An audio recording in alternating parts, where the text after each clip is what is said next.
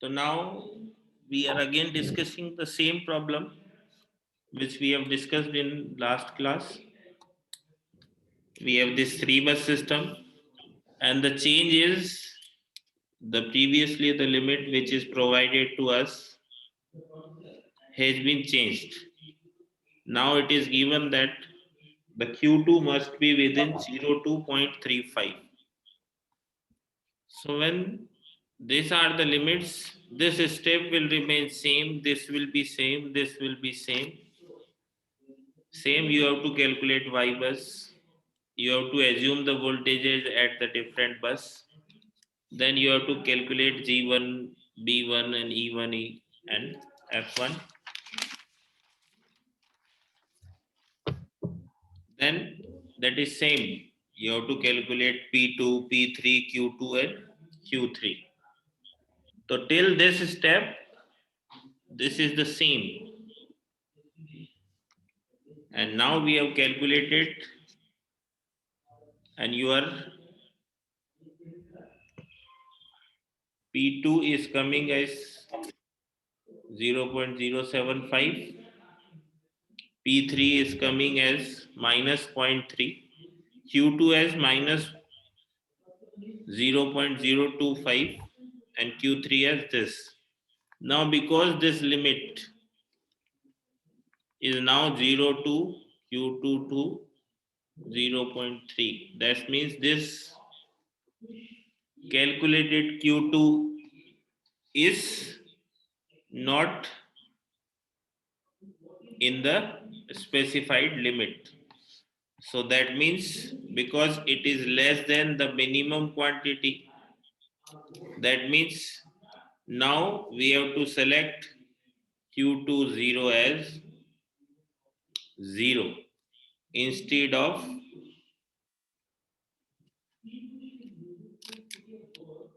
minus 0.225.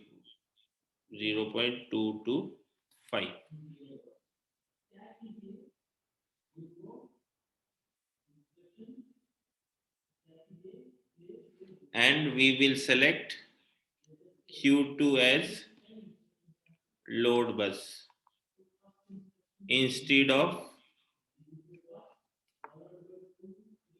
generator bus.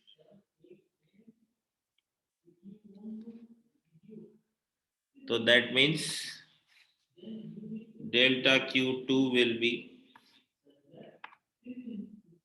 0 minus 0.225. That will become 0.225. Delta Q3 will remain same. So instead of having delta P2, P3, Q3 and V2, because your bus number 2 is generator bus previously, that means it is delta V2 square. But now because bus number 2 will be work as load bus, so instead of delta V2 square, it will come delta Q2. That means your matrix will become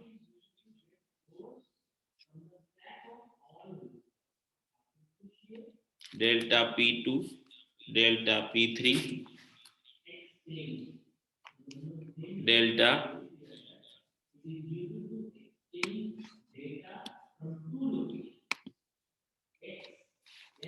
Q2 and delta Q3. Because bus 2 and 3 both are now working as load bus.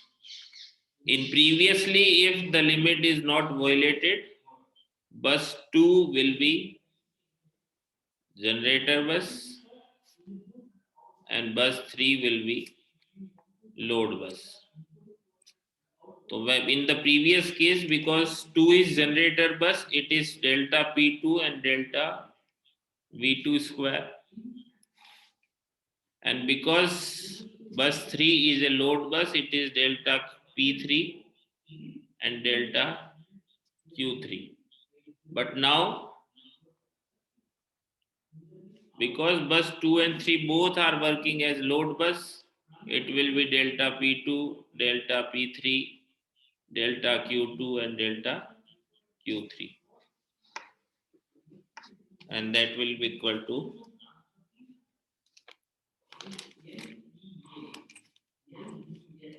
this will remain same delta E2, delta E3, delta F2 and delta F3. So now this will be delta P2 upon delta E2, delta P3 upon delta E3, sorry E2, delta Q2 upon delta E2 and delta Q3 upon delta E3. Similarly, this will be P3 upon delta E2, delta P2 upon delta E3, delta P3 upon delta E3, delta Q2 upon delta E2, F2, and delta Q2 upon delta F3. This will delta P2 upon delta E3, F2, delta P3 upon delta F2,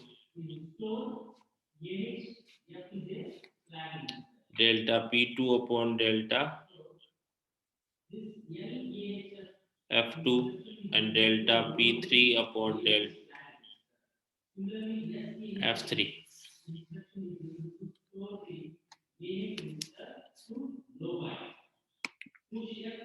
सही है क्या matrix बताओ?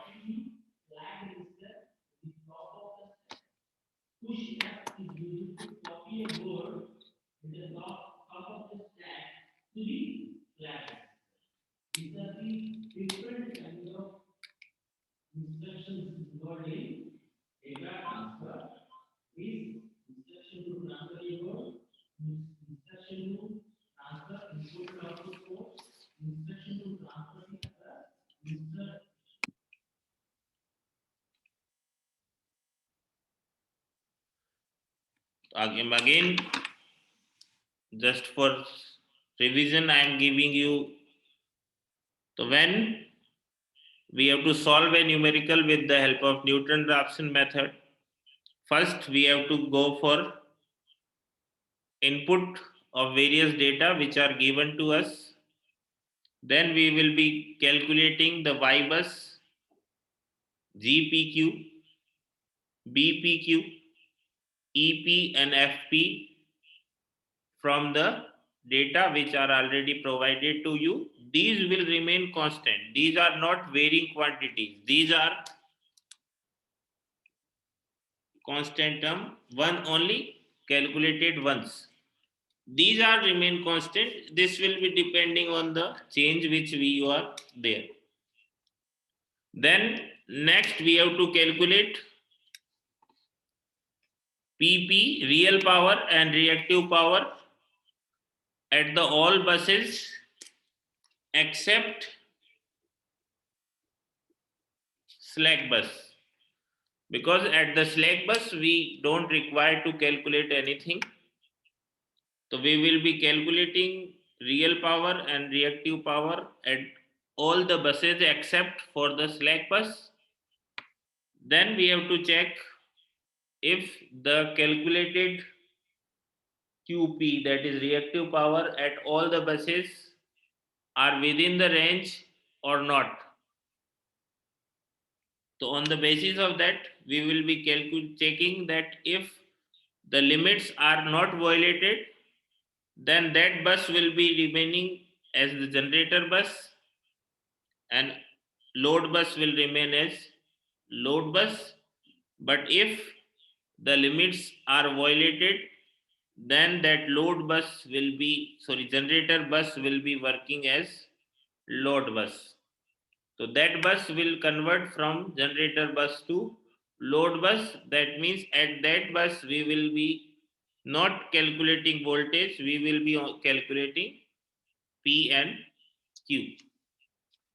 So on the basis of this, we will be calculating Jacobian matrix, and it will be for load bus, it will be reactive power and active power and reactive power difference. And at the generator bus, it is active power and voltage difference. On the basis of this, we will calculate Jacobian matrix, and with the calculation of Jacobian matrix and changes, we will find out delta EP and delta FP, and with the help of these changes, we will get new values of EP and FP, and with the help of this, we will again reach to step number 3. If the changes, that is delta EP and delta FP, are within limits or not. So this will be a basic algorithm for the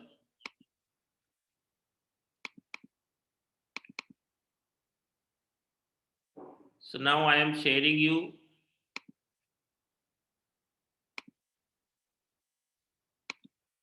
the flow chart of this.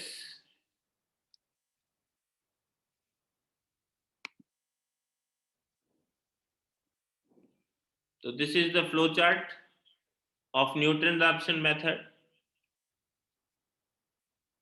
So this will be start. Then you have to read the system data and formulate the nodal admittance matrix that we have already defined. We have to calculate Y bus matrix, and now we have to assume the bus voltages as Vp equal to 1 plus J0 for all the buses except for the load bus and for the generator bus, and remaining will be as specified or given by the problem. Now we have to set the convergence criteria epsilon, then the iteration count k equal to 0. Now we will set bus count p equal to 1 for the first bus. If it is a slack bus, then we have to directly reach to the last step. If not, then we have to calculate PP and QP at that bus with the help of given equations. Then we have to calculate delta PK, that will be P specified minus P calculated. If it is a generator bus, then we have to check if QP is within the limit or not. If limits are violated, then we will be setting to QP min and QP max, and then we will be calculating delta QP. And if the limits are not violated, then we will be directly going to calculate the delta Vp square, and then we will advance bus count by 1. If all the buses are completed, then we have to go to next step. If not, then we have to calculate again and again till all the buses are completed, and then we will determine the largest of the absolute of the residues, that means change. So we will calculate the largest change. If the largest change is less than the specified limit, then we will calculate the line flow and the stack bus power. Else we have to go for calculate the Jacobian matrix. Then with the help of Jacobian matrix, we will calculate the voltage increments delta EP and delta FP, and the new voltages will become delta EP K plus 1 equal to EP K plus delta EP K, and FP K plus 1 will be delta FP plus delta FP K for all the buses except for the slack bus. Then we will calculate Vp magnitude, cos delta P and sin delta P. If it is a generator bus, then we have to calculate Vp specified cos delta P and Vp specified sin delta P. That means we will be only using the angle which is calculated for the generator bus. If it is not a generator bus, then we will be checking for limits. It must be within the limits. If limits are violated, then it will become P min and P max on the basis of violation of limits. That means we have to calculate the voltage for the generator bus. Generator bus only we will be using the angle, and if for the load bus we have to check if the magnitude of voltage is within the limits or not.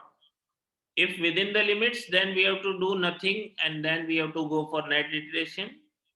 If not, then we have to again go for, if the limit is minimum is violated, then we will set voltage magnitude to minimum, and if maximum limit is violated, then we will be setting to the maximum value and calculating EP and FP. So this is the algorithm and flow chart for the Newton-Raphson method. If anyone having any confusion, he can ask.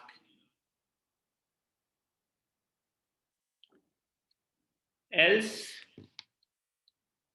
just one comparison of the method is remaining for this, and there will be a objective test for this on 31st.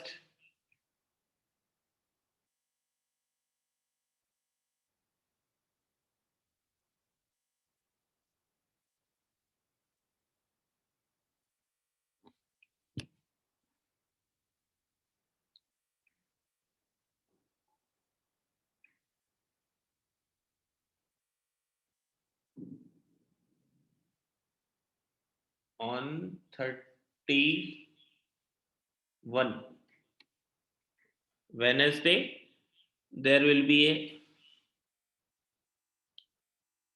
objective test for this load flow analysis, and on 3rd Saturday, there will be a subjective test for this load flow analysis. So if you have any doubt, you can ask on the next class.